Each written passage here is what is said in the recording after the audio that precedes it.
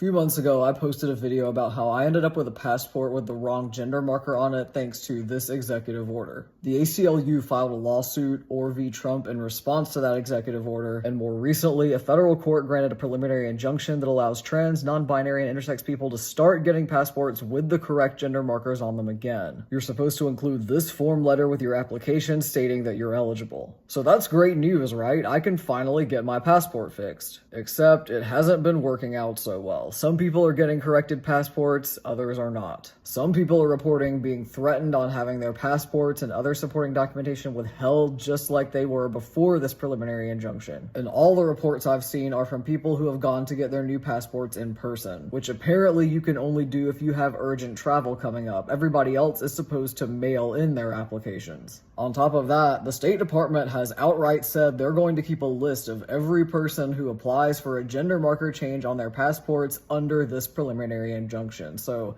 that's fun. All of this begs the question, what should I do? I don't know how long this window of opportunity will be open to get my passport corrected. I don't want to have to travel with a passport with an F on it. That just seems increasingly unsafe, especially the longer I'm on T. I also don't want to exist without a passport in this country right now. When you apply for a new passport, you have to turn over your old one, and that leaves you passportless until your new one comes in, which also seems increasingly unsafe.